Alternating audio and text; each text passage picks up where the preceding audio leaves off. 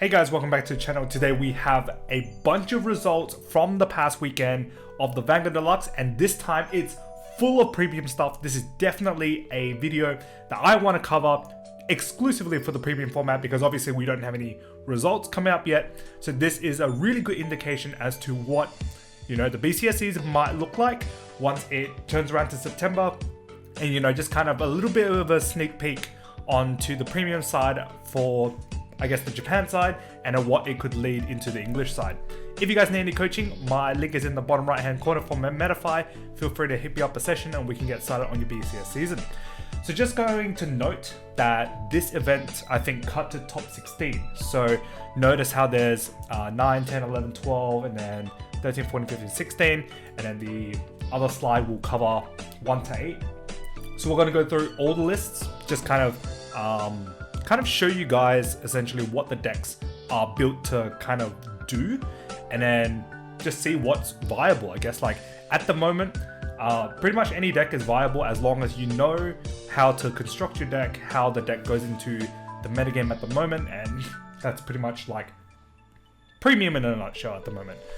One of the things that we can kind of draw from this is that there's actually a lot of Gear Chronicles. So there's one there, 2, 3, 4 Gear Chronicles and 2 Dark Irregulars. So it seems like Dark Irregulars and Gear Chronicle seem to be, I guess, the fan favorites. I'm not too sure on like how big this tournament was, but for Gear Chronicle to take 4 of the 16 slots, that's 25% of the distribution.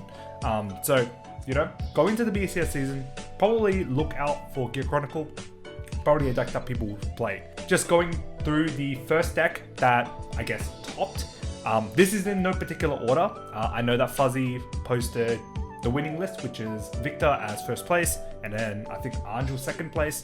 A few different changes, but we'll just go through all the lists anyways in no particular order and just kind of see what the decks do. So DP is actually unchanged. DP just kind of sits by itself.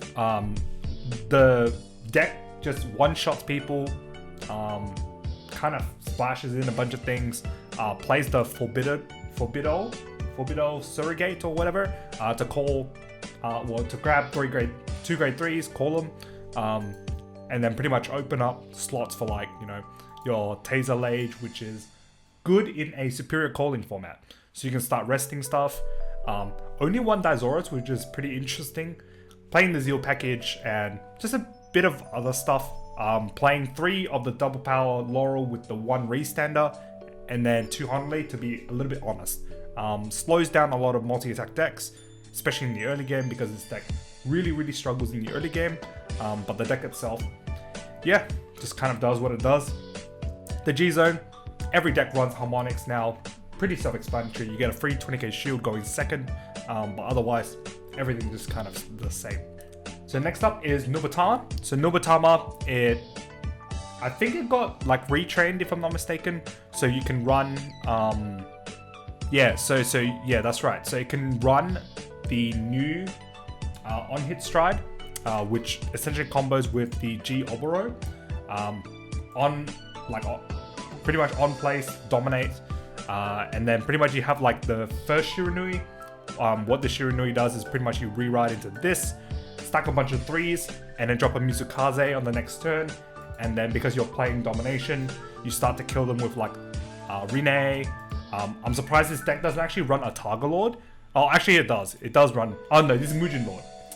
So Mugen Lord, and then Shiranui Rene, and pretty much, yeah, you just pretty much do what you did before with Dominate, by tagging along a Mizukaze. All the other stuff, token generators, early game advantage. You run the what's it called? The VPR that fixes consistency and then pretty much gets you the rest. But yeah, a lot of the decks run Surrogate, the Forbido, so it can grab 2 grade 3s, essentially another copy of Mizukaze, which is pretty insane, and then can pretty much get any of your other 3s as well. Really strong. But otherwise, G-Zone's the same. Everyone runs Harmonics, pretty easy. So yeah, that's pretty much Shiranui. Then jumping to the third deck. So the third deck is actually Overlord. So this one is a little bit interesting because Overlord itself doesn't actually gain advantage from the history collection very much, other than the quick draw triggers. So this deck is just pure Overlord, runs the VPR, which I guess retires a column, not like that matters, but I think it's just more for consistency. Yeah, pretty much running damage explode, very similar to Gabriel Tio's deck, where you explode to 5, copy Rebirth, restand a bunch of times, heal back down, and then you're pretty much playing back to normal, right? Otherwise, yeah, the deck itself is just as normal as it can get. Again, running 1 harmonics for the going second 20k shield. Playing Conroy as a starter, because then the Conroy can search for like your grade 1 Conroy so that you can fix your ride, can grab a PG, can grab your damage exploders. Yeah, so pretty much that's how the deck works. Get to 5 early because of the damage exploders, then abuse Rebirth, try to heal down, and then pretty much you're at 0 again, while your opponent is like, at really, really high damage because you're playing Force 2. Yeah, pretty strong, innovative deck. We've seen Overlord kind of change over the years and just kind of see how the deck kind of evolves from what it was before. So next we have Anj. This deck doesn't really work in English because Quintet is banned. It also has the VPR, which fixes the ride consistency. But essentially what this deck does is it abuses Tura with the Heltrata Stride, plus his advantage with Miyatoa, with Justine as well. Pretty much call like a bunch of field, and then you ride down after Heltrata into an Anj. The Anj picks up the pieces, calls out Tura, and then attacks again. The deck itself, I think I remember seeing this in Manila. Pretty interesting deck. You fill your soul using Quail.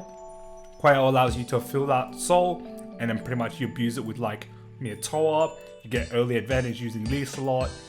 Aqua bounces the Liselots, and then you abuse it again. And then Honolulu, just to be, a bit honest, just to slow down any of those multi-attack decks. Otherwise, the deck is pretty simple, nothing too super crazy. Plays Crook, which is a multi-attack extender. And then, yeah, again, Harmonics going second. I think Harmonics is like a staple going second. So yeah, just make sure you guys pick up your Harmonics.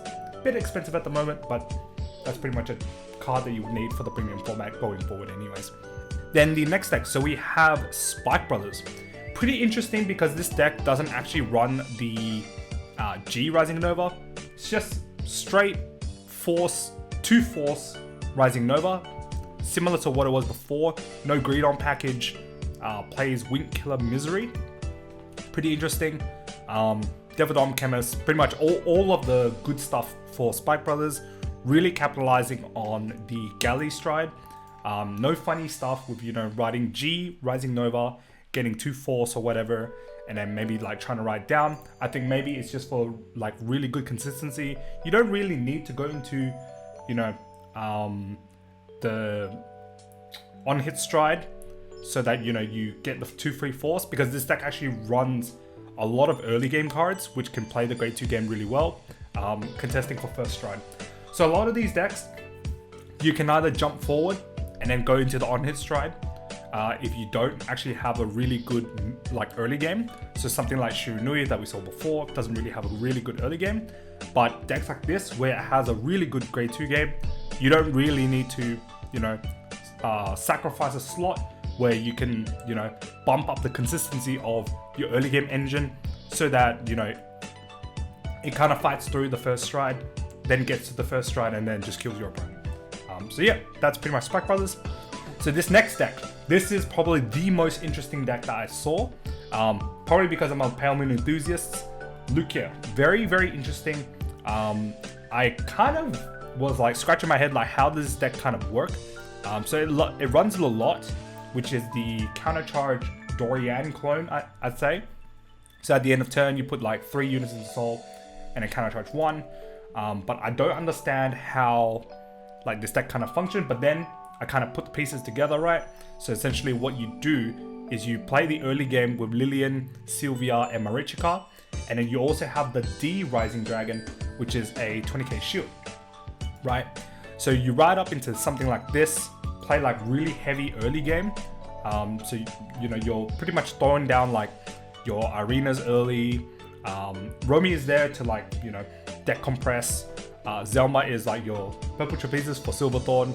But essentially in the early game, you have a really strong early game. Make your opponent ride up. And a lot of these decks now, right, they're riding up, they're striding first. Then you can get your first stride, and then pretty much your first stride, you go into like Dark Lord into like Hari, and then Hari, because Hari calls out like a bunch of units, right? So then you start to abuse the power on Rising Dragon, which essentially becomes like a 30 by itself, and then 35 on like an Excel. Absolutely crack numbers, but I am unsure of like how good the hand is with this deck. I know that this deck, it barely generates anything, so it's pretty much like, you know, one card drop and then your whole field is generated, right? So yeah, very interesting deck. So essentially this deck plays 7 defensive draws, including the OT is 8, and then it runs the restander over trigger. Pretty interesting, and yeah, that's pretty much all I gotta say about this deck. Probably something like I'll probably experiment with, but yeah, very interesting concept, and the fact that this deck even made top 16 completely blows my mind. Alright, so the next deck we have Great Nature, and I know a lot of Great Nature fans are like, what? Like, how is this deck still good? Yeah, it can, I guess, fish for the old Big Belly, and the old Big Belly essentially goes into like a non-hit stride, get double Excel, and then essentially you have Forbidol to call out 2 grade 3s essentially. So you call out your Restander, Big Belly, and then your Rhino, do a bunch of multi-attacks. You still draw a bunch. With 2 Excels, you ride up your 3rd one, and then clean up your front row, draw a bunch of cards, countercharge, soul charge, do all your shenanigans, and it has access to Honolese, so you can drop it with like Armorage. But otherwise, yeah, that's pretty much the deck. It doesn't really do much else outside of that. You still have your whatever this thing is called, and then you can kind of like manipulate your deck so that you hit the OT. But otherwise, yeah, that's pretty much how the deck works. Pretty interesting. A lot of the decks now are using this Regardless piece. Very, very interesting concept, because now 1 card becomes 2, deck compresses 2, and usually grade 3s and premium are actually like a luxury, right? So a lot of these grade 3s have really strong effects. So, you know, this deck, well, this card more so, will then call these out, and then, you know, you start abusing with like those grade 3s, right? But I think the most important thing is that it deck compresses 2, which means that, you know, on a triple drive, quad drive, you know, stride, then you're, you know, getting a lot of advantage because of like the percentage that you hit on triggers as well. So yeah, that's the Great Nature deck. Then jumping to a Gear Chronicle deck. So this one I think runs the Crest. So you run 4 of, I think this is Mazer Gear. So 4 Mazer Gears to get the Crest. And then pretty much as, you know, you have face up G-Zone, then I guess it scales out, right? Plays the anti-OT order, which is quite formidable, I guess. But you can't really efficiently search it out, so you kind of have to draw into it. And then because you're playing, you know, Old Jet can go into your Lost Age. I think this is what it's called. Lost Age, get 2 Force, and then play the Elite 4. But this is actually the Elite, only 1, right? So it only runs History Maker. Well, I guess you can play Upstream, which is kind of like the second Elite 4, but it doesn't run Melon, doesn't run TikTok, and it doesn't run Uwatar. So yeah, it's just History Maker, but I think this card actually gets replaced with the new VPR that comes out. So yeah, maybe a new Elite 4 will come out, who knows. So that, yeah, that's pretty much what the deck does. Get 2 Force, start abusing the Force marker, or well, the rearguard with the Force markers, bunch of attacks. Yeah, call it a day. So yeah, the next one. So this is the winning list for the premium event. So Victor, pretty interesting, I gotta say. But the good thing is about this deck is that a lot of this, you actually don't need to rely on many restanders anymore, purely because your Victor actually gets you your like all your strides restand, right? So then, you know, your Sazanders get better, Ninja gets better. Like, you don't even need to run more copies of these, right? And because it's an extreme battler, all of your extreme battlers have synergy with it, right? So like your Sazanders can find your Victors, and then a lot of your grade 1s, you can search for your victors as well. So you're playing the 2-2 split of Arashid. Arashid can then find the victor, which then rides up going first, generate 2 excels, then the next turn, you know, you go into something like a Busted or like a Favorite Champ or some of your other retire strides. So a lot of this works really well together. And now that, you know, you have access to the quick draw, right? The quick draw allows you to play essentially 7 damage draws. So it makes this deck a little bit more formidable. And, you know, I think this deck runs, what, 3 draw PGs, 2 normal draws, so that's 5. So 9 defensive draws. Really, really strong. Plus 1 is 10 defensive draws with the OT. Very, very strong. So I think this deck, pretty interesting deck. Really surprised that I actually came first, because a lot of these decks actually die to Honolly, or Honolly slows them down, but it doesn't seem like this deck even slowed down at all. So yeah, that's pretty much how I guess this deck won. Very interesting, because this deck in particular, a lot of people are saying, you know, Mega Colony is like this big deck, right? This deck doesn't care, because this deck calls from hand and it doesn't stop. Well, Mega Colony doesn't stop this deck, right? Mega Colony also doesn't stop Bermuda, which came second, because it's all hand calling, right? So yeah, pretty interesting that, you know, this deck came first, and we actually didn't see any Mega Colonies at all. And I think in a previous video that I did on the premium tier list, I think Mega Colony is a anti-meta pick once the format develops. Probably not the best deck to bring for your first BCS. Maybe in the middle of BCS, then it becomes better, because then we know what the format is like. And then, you know, once people are, you know, figured out, then they start playing something that counters Mega Colony, and then back Mega Colony goes to where it's kind of is, right? Maybe I'm just wrong. Maybe I'm just wrong. People, you know, enthusiasts that, you know, play Mega Colony can prove me wrong. You know, maybe they say that the deck is good. Apparently a lot of people are hyping up Mega Colony. We'll see. So yeah, that's Victor. Then the next deck is Quintuplets Nightrose Beatrice. So it runs the old Nightrose for going first, makes sense. But out of 4 of, which is pretty interesting. And then it runs the quintuplet that restands. So essentially gets 3 Vanguard restands. I guess it's good against Mega Colony, because you can go Bad Bounty into the quintuplet into another Vanguard attack, so you have 3 attacks. Plays the V consistency PR, but otherwise everything is just kind of the same. You put Bell for the Narukami matchup. Yeah, 3. I guess you play 3 Bad Bounty, that kind of like explains it. But no Big Obadiah at all. But I guess maybe like now, because Big Obadiah is just so slow, you want to like try to accelerate your deck, right?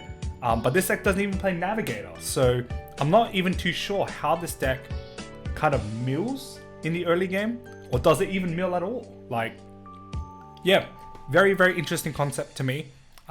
Playing high amounts of the G Nightrose when, you know, you have the likes of Columbard and Greed Shade to kind of mill it out. Pretty interesting. Unsure of how this deck works, but I really like the quintuplet. One of the quintuplet grade 3s really makes the Mega Colony matchup that much better. And yeah, props to them for adding that quintuplet grade 3. Then we have another Jet deck. So this one, yeah, so this one plays the full Elite 4. So it plays the History Maker, the Melum, the TikTok, and the Urwatar. Only one Urwatar. I guess it's all right. And then, you know, you run the Jet and then the Lost Stage to get 2 Force, and then, you know, farm with the Elite 4.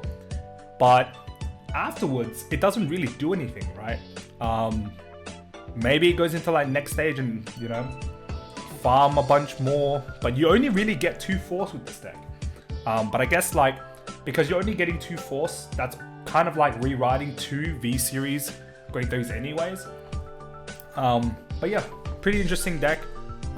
Plays the Crest as well, makes your front row really fat. Yeah, so that's pretty much how the deck goes. Pretty cool. A different take on GC. I think a lot of the GC mains out there are going to innovate on this deck and make this deck really, really good. Then we have NOK. So this one is probably the most unchanged deck in the format. Still does what it does. It got its VPR in English. Same thing. I think like, you know, you focus on Barrow, have a hope on Damp, plays Fu, the 4/4/4 line, consistent. This deck runs the draw, so I'm not too sure if this is correct. If you run the null, then it's better, but I guess you already get the null from NLK anyways, so you don't really need the null. So you play like the dedicated shield for like fat attacks in the early game, 1-card guards in the early game. Otherwise, everything else just kind of falls under 4 facts, and then, you know, you have your neg crit G guard, kind of does what it does. So yeah, this deck absolutely unchanged. It's still NK. DI is still NK. So until they create a more busted, you know, grade 3 or better deck, this deck is DI for eternity, essentially. So yeah, that's DI or NLK. So now this is another Jet deck. So this one plays Jet Maiden. So focusing on the re-ride down. Similar to like our BCS deck that my teammate Wirab and Toby brought. You know, riding up, back down, farming on the Entaranas and the Cat. We've seen this deck before in the BCS season. Pretty sure the Western side created this deck anyways. So kind of like grabbing that idea, playing it here, and yeah, that's pretty much how the deck runs.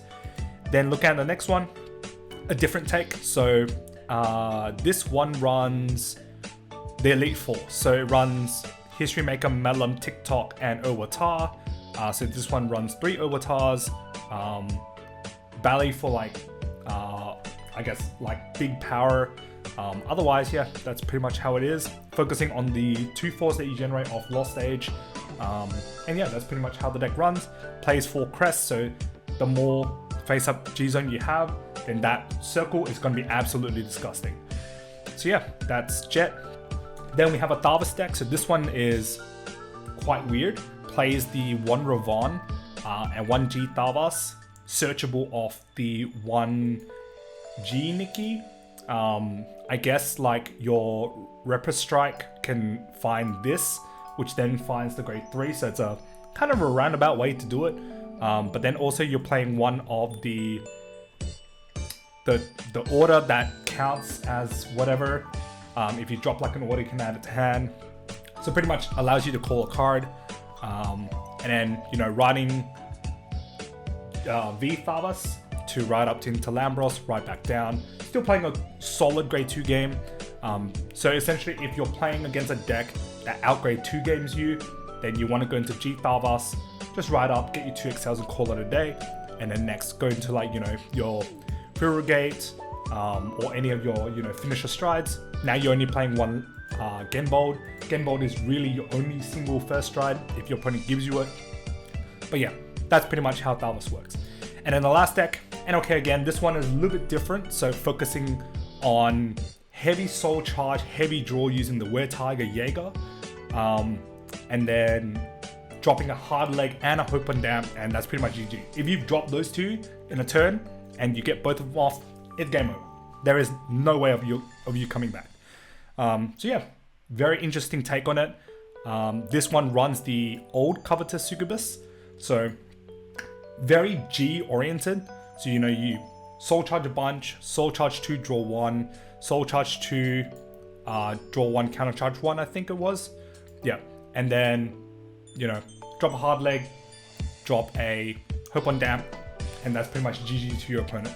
So yeah, very, very, very interesting takes on 2 sides of DI. Definitely something I didn't think of. But I'm actually unsure of how this deck kind of runs, especially because you don't run Shaharot. So all of these cards are actually dead cards early game, very weak, and your early game is actually very weak. But maybe it's because people know it's DI, people know it's NOK, then they start to play a slower pace game. Gives you kind of time to, you know, jump up and, you know, do your soul charging on your first stride, and then you kill them on, you know, NOK. Or even if you know, drop a damp drop a hard leg on a barrow. That's pretty much like 1, 2, 3, 4, 5, 6 attacks with 4 facts with guard restrict on there, and that's pretty much GG, right? And then you add on top Enigmatic Assassin on top of that. Yeah, that's pretty much how it is. And yeah, that's pretty much all the premium decks for this event. Very, very cool to see a bunch of different, you know, premium innovations. This is probably a great starting point for anyone who's trying to get into premium as well. Perfect time as well, because History Collection is out now at your local stores. Feel free to pick them up. Probably one of the most impactful sets to change a whole format.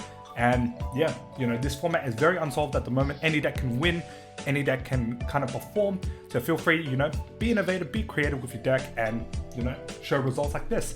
If you guys like this video, pop a like, comment down below what you guys think of the format at the moment for premium. If you guys haven't already, click subscribe, and I'll see you guys in the next video. Peace.